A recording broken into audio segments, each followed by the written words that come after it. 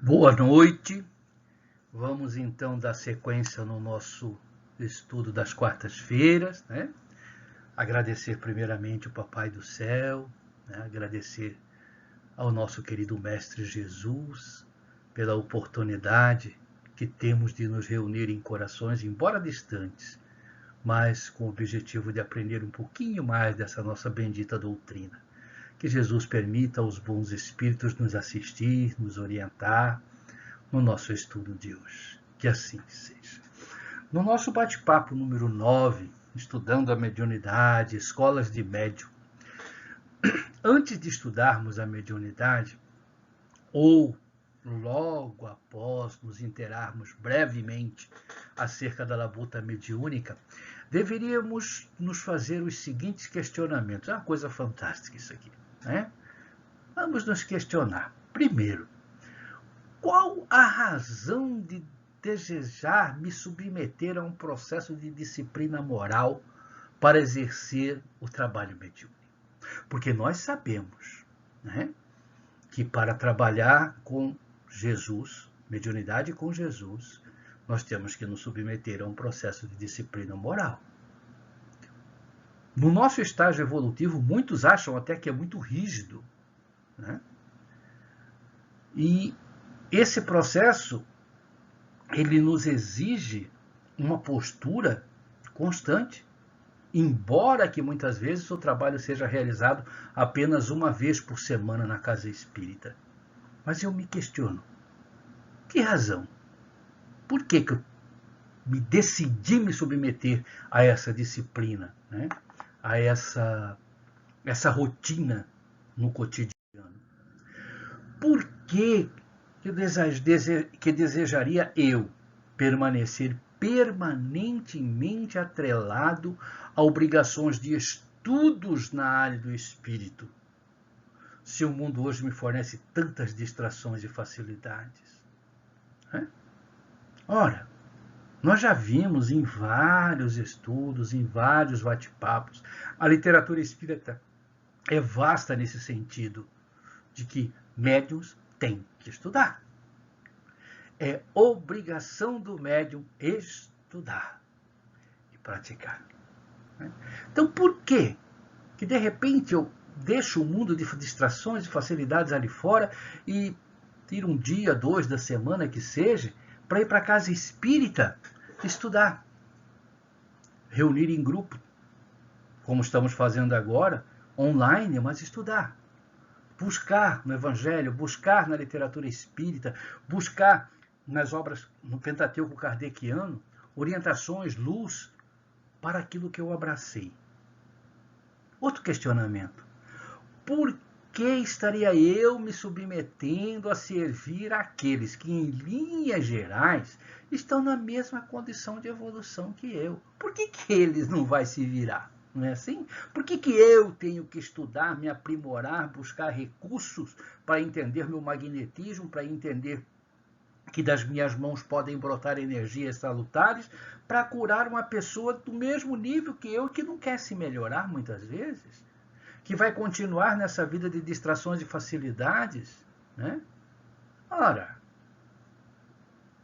esses questionamentos, meus queridos irmãos, tem hora nos faz pensar, poxa,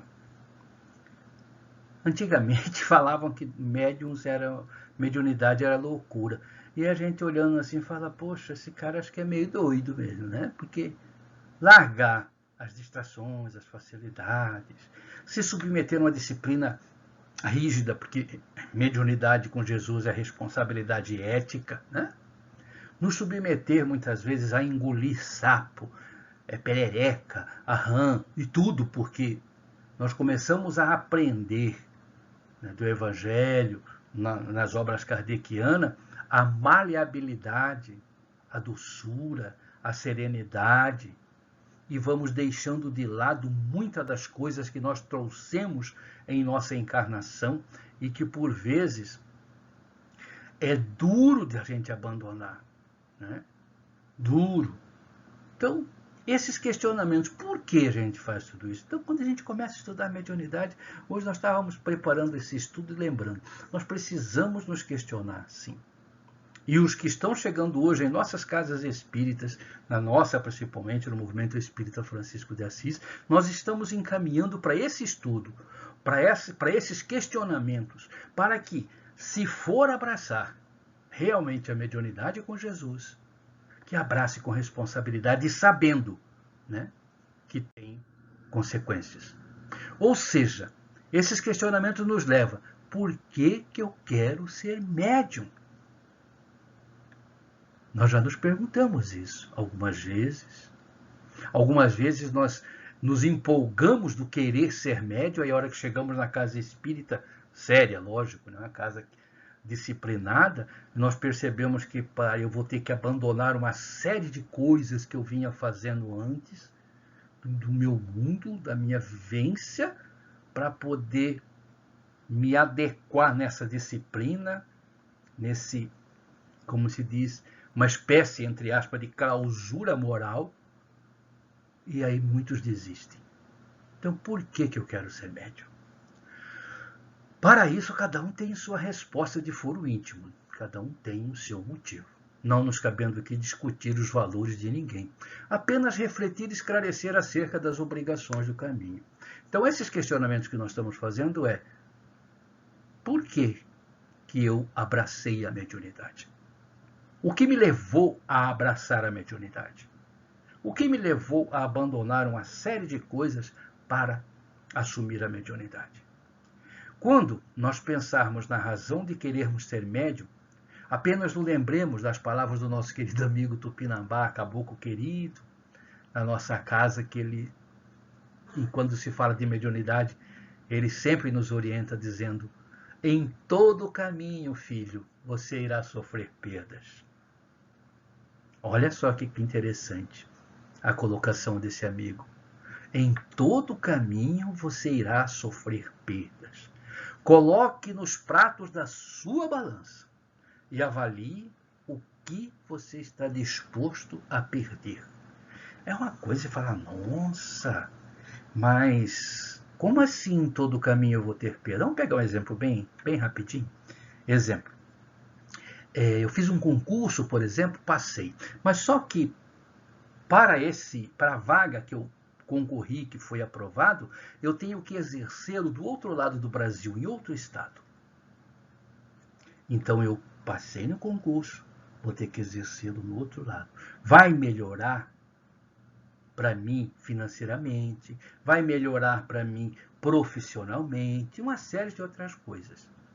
Só que a hora que você joga na balança, nós vamos perder alguma coisa. Mas perder o quê? Nós vamos perder a presença dos amigos queridos que moram, da nossa infância, que mora aqui, que eu vou mudar para longe.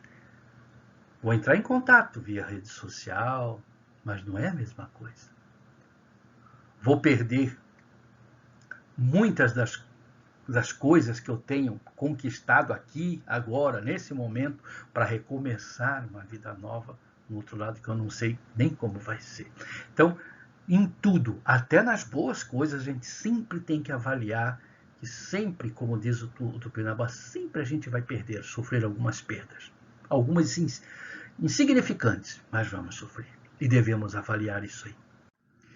As retribuições, ou seja, o ganhar nesses questionamentos é relativo. Pode ocorrer, como não pode ocorrer. Como nós falamos do concurso, como exemplo. Né? Fiz um concurso, passei, tá? Eu vou ganhar alguma coisa, mas é relativo. Pode ocorrer, como não. Pode ser que eu chegue lá e não me adapte. Ou vai melhorar a parte financeira, mas emocionalmente vai me arrebentar. Então, é relativo. Pode ou não acontecer. Agora, o perder é absoluto. Por que ele é absoluto? Antes de iniciar a jornada, nós já sabemos de antemão as renúncias do caminho. Como nós estamos falando de mediunidade, né? O perder é absoluto. O que nós perdemos, primeiramente, quando nós abraçamos a mediunidade com Jesus? Nós perdemos, né? A gente fala perder, mas é assim, temos que nos distanciar um pouco do nosso convívio social. Ah, mas então eu não vou mais poder. Não, pode Nós só vamos ter que administrar os ambientes que frequentamos, as companhias que andam conosco, né? As coisas, os atos praticados no passado. O que eu estou fazendo agora? Porque a hora que nós que abraçamos a mediunidade com Jesus, nós começamos a entender que nós somos aquilo que pensamos. Nós não somos vítimas, nós não somos inocentes e que nós atraímos os nossos afetos ou desafetos na medida do nosso comportamento. Então, de antemão, a primeira coisa, nós vamos ter que filtrar muito bem a nossa vida social. Não vamos nos tornar um carola, de nos trancar num convento, como dizia antigamente, né? O espírita vai se enclausurar para ele não entrar em contato com a impureza do mundo. Não, não é isso. Não é nada disso. Nós só vamos ter que selecionar. E aí, para os nossos amigos de anteontem, como diz o ditado, nós vamos nos tornar chatos, petulantes, metido e uma série de outras coisas, até para os nossos familiares. Muitos espíritas, muitos que a gente conhece, inclusive eu me coloco nesse meio, quando abraçamos a mediunidade, fomos motivo de chacota dentro da própria família. Muitos, quando vestíamos, nos aprontava na segunda-feira para ir para a casa espírita, ou na sexta, o pessoal alguns já falavam, já vai para o seu saravá, já vai para a sua macumba. E por aí a gente tinha que engolir, porque nós começamos a aprender que aqueles nossos irmãos estavam um pouco equivocados, eles precisavam conhecer primeiro o que é macumba, né? O que é saravá. E eles falavam em tom de brincadeira, jocosa até. Por vezes a gente ficava um pouco chateado, mas baixava a cabeça e dava uma risadinha e ia embora. Não é verdade? Mas começa dentro da nossa família, dentro da nossa casa. Muitos dos nossos médios, o seu cônjuge não é de outra religião, é outra filosofia. E por vezes existem choques, né, de filosofias dentro do lar. E isso pode abalar até um relacionamento. E falando em renúncias do caminho, vamos nos lembrar de João Batista. Lembram-se? Precursor do Cristo. Quando lhe perguntaram, os seus seguidores lhe perguntaram, né, em João capítulo 3, eles se dirigiram a João e lhe disseram, mestre, aquele homem que estava contigo do outro lado do rio Jordão, do qual testemunhastes, está batizando e todos estão se dirigindo a ele. Então João respondeu, uma pessoa só pode receber o que é lhe dado do céu. Olhem, gravem bem isso aqui. Vocês mesmos são testemunhas do que eu disse. Eu não sou o Cristo, mas sou aquele que foi enviado diante dele, ou seja, na frente dele. E é necessário que ele cresça e que eu diminua. Fantástico, né? Aquele que vem do alto está acima de todos. Aquele que é da terra pertence à terra e fala como quem é da terra. Aquele que vem do céu está acima de todos. Aquele que o aceita confirma que Deus é verdadeiro. Isso está no Evangelho de João, no capítulo 3. Olha que coisa fantástica. É necessário que ele cresça e eu diminua. Nós sabemos da história que João Batista estava batizando no Jordão, Jesus chegou, ele batizou Jesus, tanto que ele falou, mas ele se assustou quando viu Jesus. Não, mas Jesus falou, não, eu vim aqui para ser batizado. Ele batizou. E a partir daquele momento, né, Jesus começou o seu desiderato de auxiliar, batizar as pessoas também. E aí os ciumentinhos, como tem hoje na Casa Espírita, foram perguntar para João Batista, mas espera aí, ele está batizando, e aí, não era só você que batizava? Quando nós, na mediunidade na Casa Espírita, começamos a passar experiências para os novatos que chegam, né? E que recebe, tal qual João Batista era o trabalho dele, de repente ele passou e alguém se sobressaiu, que foi Jesus no caso, né? Se sobressaiu na casa espírita. Muitos acontecem, não é só na nossa. Aqueles que sobressaem, eles são motivos de inveja de outros, em virtude do nosso estado de evolução. Naquela época já existia, tanto como existe hoje, não é verdade? Então, em mediunidade, as palavras de João Batista são norteadoras. Por quê? Porque nós somos os precursores dos trabalhadores da regeneração. Mas que regeneração é essa? Poxa, estamos falando isso há muito tempo. O Espiritismo vem estudando isso. Nós estamos passando de prova e expiação para a regeneração. Analisando assim, a grosso modo, nós somos hoje os operários, os pedreiros, os eletricistas, os encanadores, que estão construindo o centro cirúrgico para que os especialistas venham operar. Esse é o nosso trabalho hoje como médiuns. Preparar para que os especialistas venham trabalhar. Somos apenas portadores, transmissores de mensagem de esclarecimento, mensagens estas que vêm do alto, como João Batista diz, vem do céu, vem do alto, mensagem de esclarecimento e de consolo, que podemos acessar desde que nos preparemos a contento para tanto. Como que vamos nos preparar? Estudando. Quando se fala em estudo, meus irmãos queridos, nós temos uma dificuldade grande de lidar com o corpo mediúnico na nossa casa. Eu acredito que na maioria das casas espíritas. A maioria, me perdoe, quer receber. Pouquíssimos querem doar. E para doar, desinteressadamente, nós temos que estudar, nós temos que conhecer a doutrina. E o mais importante em tudo isso, o Senhor da vinha é Jesus.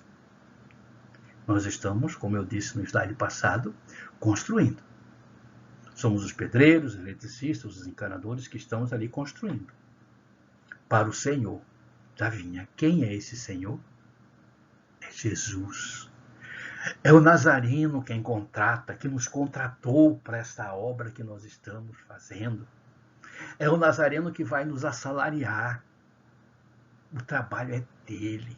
E não vamos nos enganar de que porque nós estamos na mesma obra, todos vão receber o mesmo quinhão. Vocês se lembram da parábola lá, do Senhor da vinha?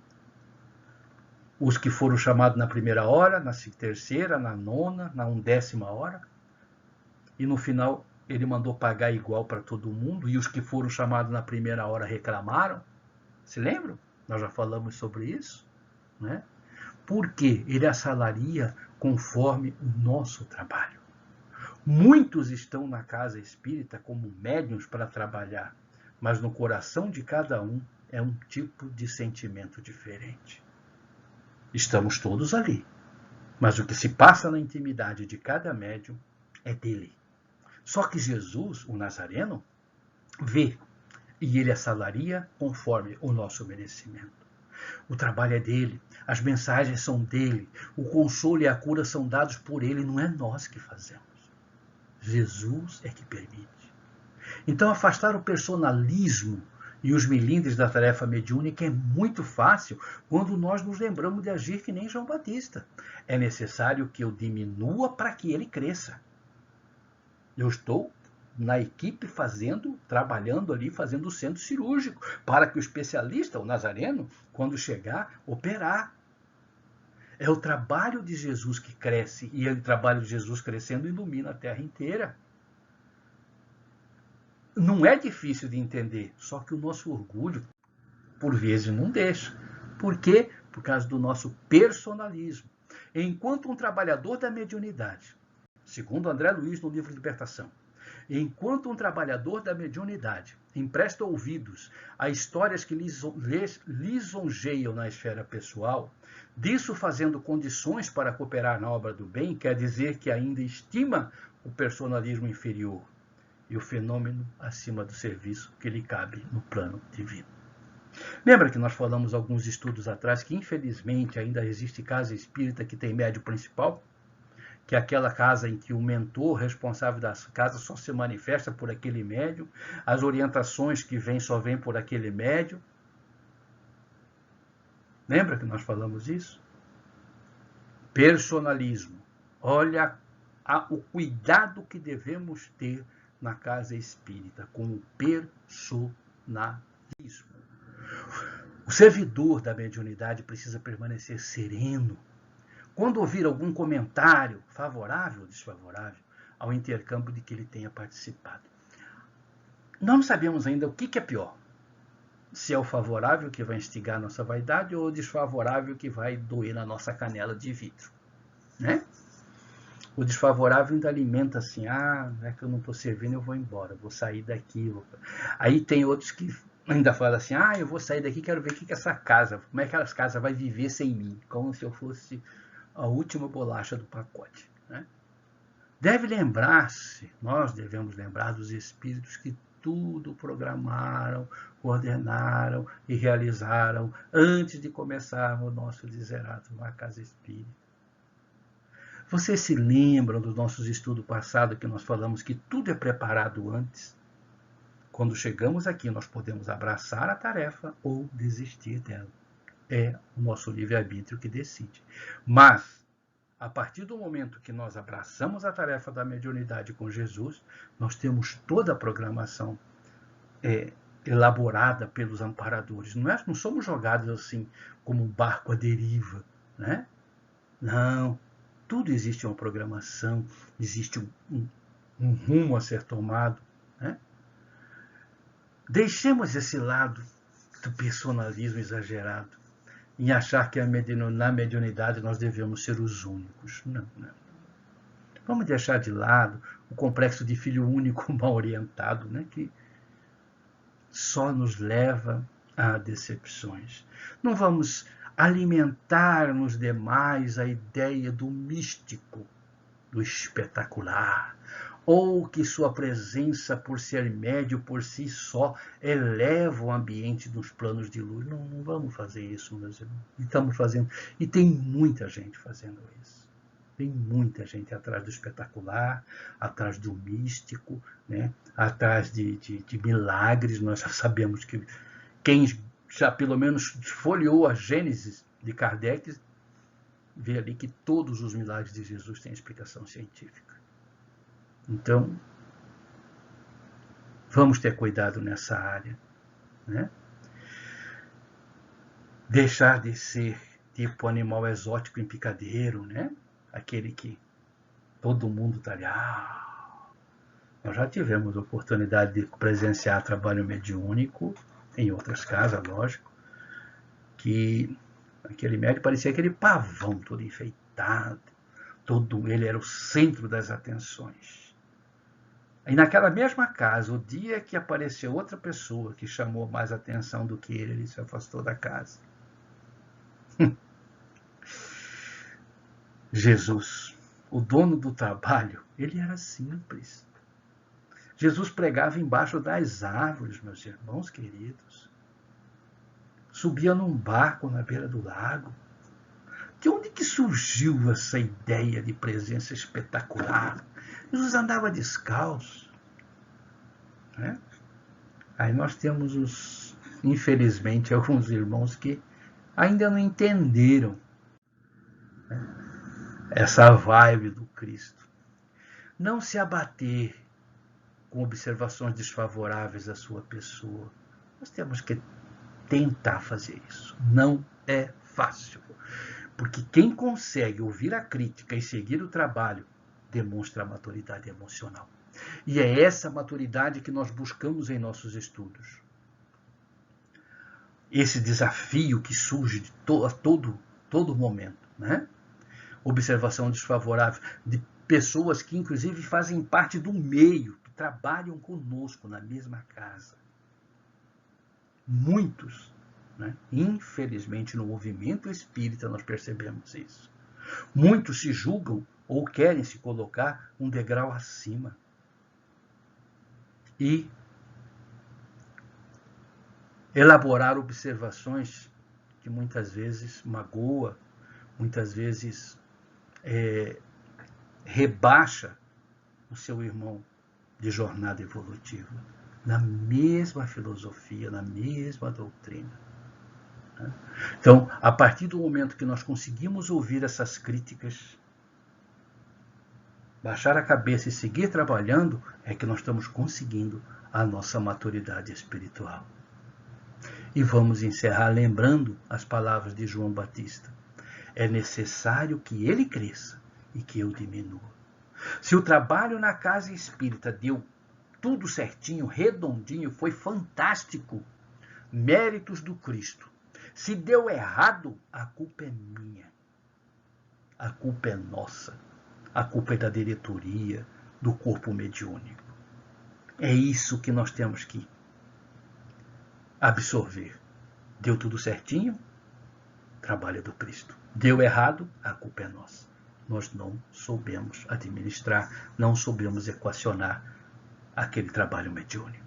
Por isso, do começo daqueles questionamentos, para que eu quero por que eu vou me submeter a uma disciplina, a uma rotina de estudos, de mudança de comportamento, de uma série de coisas? Por quê? Por que eu quero ser médium? Eu vou deixar essa pergunta para que cada um responda do fundo do seu coração. Por que nós queremos ser médiuns? Que a paz de Jesus fique conosco, permaneça conosco. Na noite de hoje, vamos pedir ao nosso anjo guardião nos levar para o grupo de estudo do plano espiritual para ver se conseguimos a resposta para essa pergunta. Por que eu quero ser médium? Que Jesus nos abençoe. Um beijo no coração de todos vocês.